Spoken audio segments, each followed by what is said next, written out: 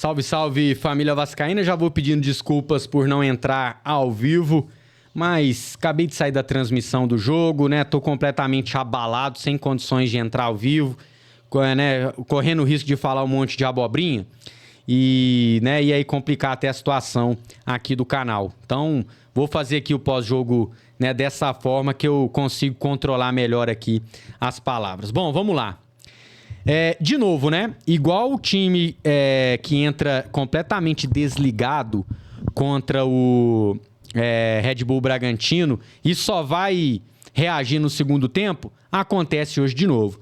Só que hoje o Fluminense faz um gol no início do primeiro tempo, o Vasco não joga nada, vai jogar faltando 5 minutos para acabar o primeiro tempo. E depois, de novo, o Fluminense começa melhor o segundo tempo e acha o 2-0.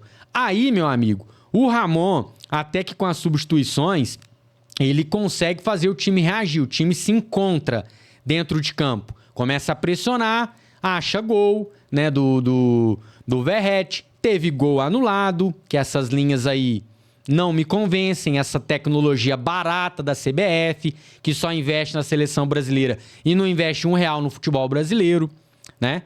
E aí fica difícil buscar, fica muito difícil buscar. E eu repito, não dá mais pra gente ficar falando de reforço aqui, porque a janela tá fechada. Agora é isso aí que a gente vai até o meio do ano. Então não adianta a gente ficar falando também pras paredes, né? O que a gente tinha pra cobrar de reforço, a gente cobrou. Agora é isso aí mesmo. Então, quando você tem 2-0 contra, e aí você olha pro banco, ó quem que o Ramon coloca no jogo hoje. Cleiton, Ryan, Eric Marcos, Hugo Moura e Zé Gabriel. Hugo Moura e Zé Gabriel, jogadores mais defensivos. Os outros, Eric Marcos, Cleiton e Ryan, são 2 da base e um que até agora mostrou quase nada, né? Mesma coisa do Adson. Eu coloco o Cleiton no mesmo balaio que o Adson. Chegou, um jogo ou outro, fez um gracejo, mas assim, muito pouco, mas muito pouco, né? Para os jogadores que essa Vasco SAF resolveu investir. E aqui eu não tô nem aí. Se é Alexandre Matos, se é 777, se é o Raik Upar, tá? A culpa é de todos vocês, né? Vocês investiram 120 milhões de reais. O Ramon olha pro banco, não tem um mísero jogador, tá? Um mísero jogador. Só que hoje eu não posso passar pano também pro Ramon, porque o primeiro tempo do Vasco, ele nulo, inexistiu, né? Então, Ramon, você escalou o time mal no primeiro jogo, o Vasco foi mal no primeiro tempo, você mudou, o Vasco reagiu no segundo. Você escala mal o time contra o Fluminense, o time reage pro segundo tempo, mas não dá de novo.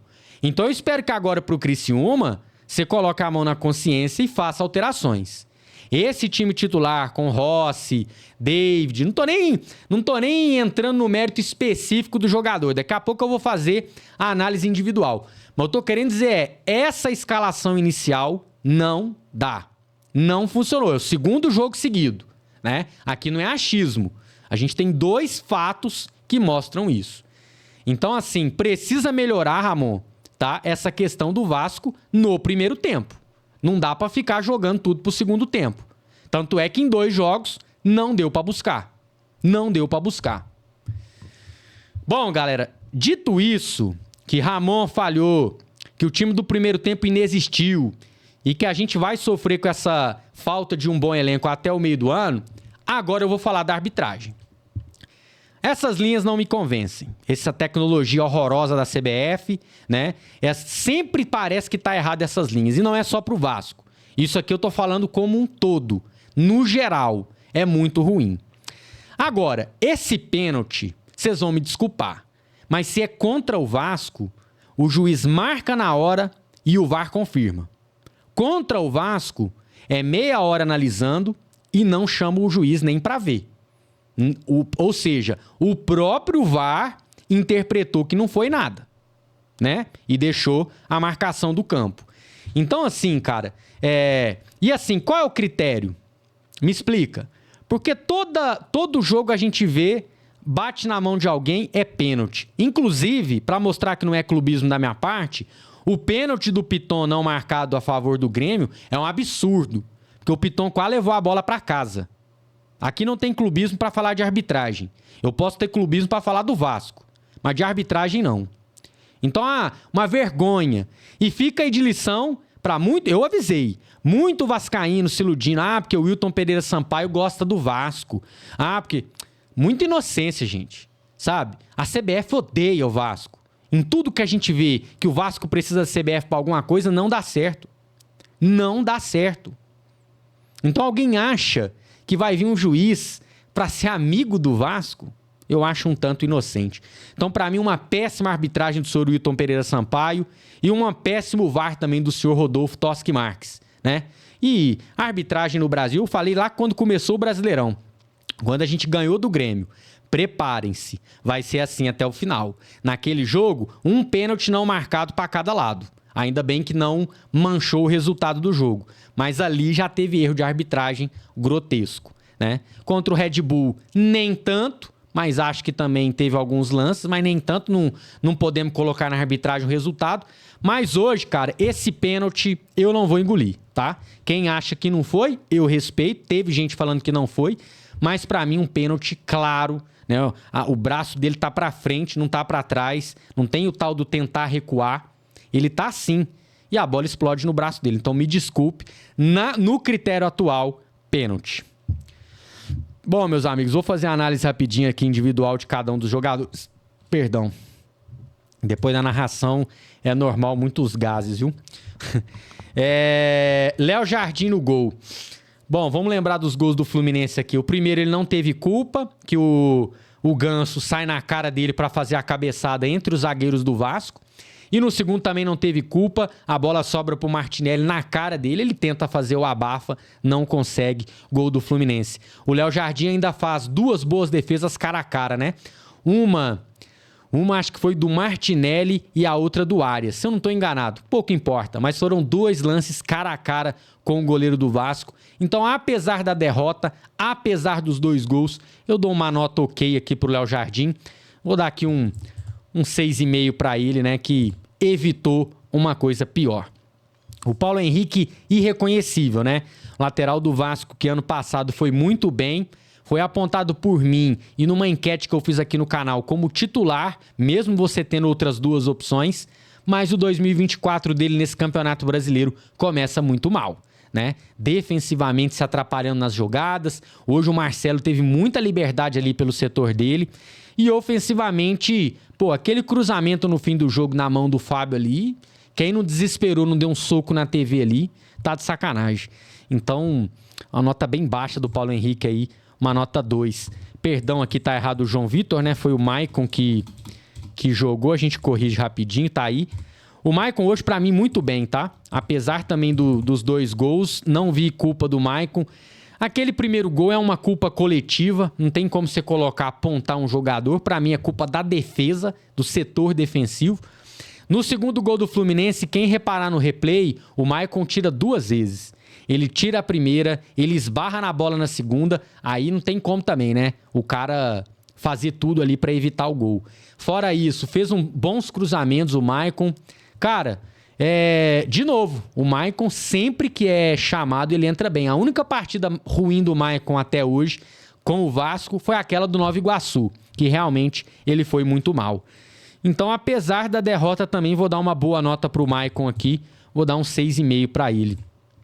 O Léo, acho que mesmo a nota do Maicon, né, também tava firme ali. Fica um pouco estranho, né, eu tô dando uma nota ok pra zaga do Vasco e o Vasco perdeu. Mas não acho que os zagueiros foram muito mal. Vou dar uma nota 6 aqui pro Léo para dar uma compensada. O Piton, tô sentindo muita falta do Piton. São 3 jogos do Campeonato Brasileiro e nada de Lucas Piton. Não tá conseguindo os cruzamentos, tá puxando muito pra perna direita. Não sei se é falta de confiança de fazer a jogada, o que é. Mas, enfim, tô sentindo falta do Piton. Hoje, mais uma vez, muito apagado. Nota 4 aí pro Lucas Piton. O Juan Sforza, enquanto esteve em campo, eu acho que é um jogador muito comum, né, gente? O Sforza não tem nada demais. Ele é um cara que passa a bola de lado, nunca tenta um belo lançamento, como ele joga na seleção argentina sub-23, onde lá ele é um dos principais nomes. Talvez tá um pouco tímido, mas fato tá muito comum, né? E agora, eu não tiro o Sforza para entrar o Zé Gabriel, nem aqui, nem na China. Então, nessa, pra mim, foi muito mal o Ramon Dias. Vou dar uma nota 5 aí pro Sforza. O Matheus Cocão hoje um pouco abaixo, né? Acabou tomando um cartão amarelo pra mim muito injusto. Ele dá de corpo ali no Ganso, o Ganso apela, chuta ele sem bola. É outro lance da arbitragem, né? Que é inadmissível. E por mais que alguém fale, mas não era pra expulsar não, Mineiro. Beleza, foi cartão amarelo pro Ganso ali, certo? Depois tem um lance no ataque, o Ganso perde a bola, ou marca uma falta, não lembro, e ele chuta a bola pra longe.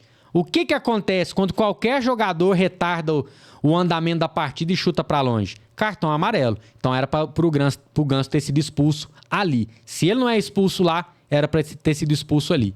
Então, mais uma pra arbitragem. Então, o Matheus Carvalho hoje muito tímido, não conseguiu jogar o seu futebol. Vou dar uma nota 4 aí pra ele. O Galdames, a cada jogo que passa, vai caindo mais de produção. Talvez o Galdames apareça bem apenas quando o Payet está em campo, porque não sei se é coincidência. Os 3 jogos que o Payet não joga, o Galdames também não aparece com qualidade. Mas sempre que o Payet estava jogando, o Galdames aparecia bem. Será coincidência? Não sei. Fato é que hoje, mais um jogo apagado ali do Galdames, vou dar uma nota 4 para ele. O David roubou muita bola, o David muito voluntarioso na frente. No segundo tempo já estava bastante cansado. Ele descola bons passes para o Verratti, né? O David tá tendo um bom entrosamento com o Verratti. Foi milimétrico o lance do impedimento. Nem consigo afirmar que estava mesmo, né? A linha acabou sendo traçada como impedimento. Poderia ter sido ali o segundo gol do Vasco. Então, acho que o David até correu bastante, fez um jogo ok. Vou dar um 5,5 para ele. O Rossi mal demais, né? Um primeiro tempo nulo do Rossi, que vou até pular. Espero que tenha alterações aí para a próxima partida. Eu prefiro mais o Rossi entrando num segundo tempo, descansado, pegando a outra defesa cansada, que aí ele faz algum barulho ali. Mas começando desde o começo, já é o segundo jogo que o Rossi não começa bem. Contra o Bragantino, ele até faz um segundo tempo antes de ser substituído, ok, bons cruzamentos. Hoje, nem isso. Então, talvez um dos piores em campo, né? Vou dar uma nota 1 aí pro nosso Búfalo Rossi. E o Pirata Verratti hoje, um guerreiro, né, cara? Um guerreiro brigando pra caramba. Muita falta nele não é marcada, essa é a grande verdade, né? Os juízes, eu não sei se por ele ser argentino, achar que ele catimba, não estão marcando muitas faltas. O Felipe Tiru observou isso, né? Que nos últimos jogos tem diminuído essa marcação de falta ali naquela bola aérea do Verratti. Ele guardou o dele, guardou o segundo, acabou sendo anulado ali por impedimento. Chega ao seu 8º gol na temporada. Se tem um cara que eu não tenho nada para falar nesse Brasileirão, esse é Pablo Verratti, cumpriu com seu papel. Vou dar para ele uma nota 7,5 ali pelo gol marcado e pela partida muito raçuda que ele acabou fazendo. Ryan entrou bem. Falta ainda um pouco mais de confiança pro Ryan. E essa confiança, ela vem dentro do jogo. É num gol, é numa assistência, numa jogada de efeito que às vezes o goleiro espalma. E o Ryan ainda não teve esse lance no Campeonato Brasileiro, né? Eu lembro que no Campeonato Brasileiro passado ele faz um gol contra o Internacional e depois some, né? Tá faltando esse lance para ele. Eu acredito que o Ryan vai ser bastante utilizado ainda, né? O Ryan e o Eric Marcos tendem a ser o Peck e Figueiredo das últimas temporadas. Que a gente briga para tirar do time, mas que na última hora é quem entra, corre, quem dá raça, quem parte para cima, né? Então, gostei da entrada do Ryan aí, vou dar uma nota 6 para ele. O Eric Marcos me agradou mais ainda que o Ryan, muito bem pelo setor esquerdo, ajudando bastante na marcação. Alô, Ramon, hein? Se você tinha algum medo do menino entrar em campo por ele não recompor, pelo menos nesse jogo mostrou que dá. Vamos dar um pouquinho mais de corda pro Eric Marcos. Eric Marcos, na temporada passada, vinha muito bem até a lesão, depois acabou perdendo espaço. Vamos ver se agora engata aí uma sequência o Eric Marcos entrando na segunda etapa ou até de titular. Bota o fé no moleque. Nota 6,5 para ele aí hoje. Para mim entrou bem. Hugo Moura, gostei. Tirando aquela bola que o Sforza passa curto e ele fica esperando, né? E o Fluminense encaixa um contra-ataque. Só aquele lance que ele errou. O resto, pra mim, foi muito bem. Muito bem. Desarmando bastante. É dele a assistência pro gol do Verratti, né? Um cruzamento perfeito ali que o Verratti conseguiu deslocar o Fábio. Não gostei, cara. E é esse jogador que eu acho que a gente precisa, que esse meio-campo ainda não tem, que é o marcador. Todo time tem que ter o cara que não vai ser um primor para atacar, mas vai marcar com mais qualidade. Então, assim, cara, o time não tá funcionando. Vamos tentar o Hugo Moura titular no próximo jogo? Eu acho. Se ele já tiver condições, né? O jogo é só daqui uma semana. Eu acho que dá para acreditar no Hugo Moura aí. Gostei bastante, tá? Da entrada dele, pela assistência, pela partida. Vou dar uma nota 7. Zé Gabriel. Ramon Dias, isso aqui vai te custar nota, tá? Essa substituição aqui vai te custar nota. A não ser que alguém me fale que o Sforza cansou. É a única. É a única. Porque não era pra tirar, tá? Entra muito mal o Zé. Vou dar uma nota 3 aí pra ele. O Cleiton, a única bola que teve, tava impedido, não ia valer, mas finaliza muito mal. Léo, falei na transmissão, lembrou eu na pelada. Eu que deixo a bola passar do pé e chuto na lateral, pô. Um jogador profissional não pode fazer esse tipo de jogada, com todo respeito, né? Aliás, belas contratações, hein, Alexandre Matos? Ó, hoje o seu jogador mais caro nem entrou, o seu segundo jogador mais caro nem entrou e o seu terceiro jogador mais caro deu uma finalização de bosta. Parabéns, viu? Ó, seu trabalho foi show aqui no Vasco, seu arrombado. Então vou dar aqui uma nota... uma nota 4 aí pro Cleiton pela finalização, nem teve muita chance assim. E o Ramon Dias, hoje eu vou pegar no pé, né? Escala mal, o time muito morto no primeiro tempo inteiro, e aí toma os gols, aí o Ramon resolve mexer, até surte efeito boa parte das alterações. Acho que a única alteração ruim foi o Zé Gabriel, as outras até surtiram algum efeito, mas não dá, Ramon. Não dá pra você escalar errado pra ficar consertando substituição, consertando escalação no segundo tempo, né? Agora já começa a preocupar. O jogo contra o Criciúma ganha ares de obrigação. Eu odeio essa palavra no futebol, porque não existe, né? O Vasco é obrigado a ganhar. O Criciúma também quer ganhar o jogo. Isso não existe.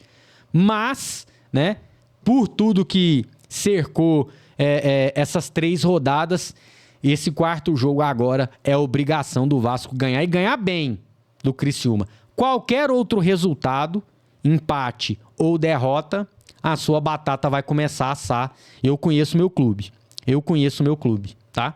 Então, atento aí, vovô. Atento porque, né, começa a se complicar. Então, hoje vai uma nota... Mesma nota do Rossi, né?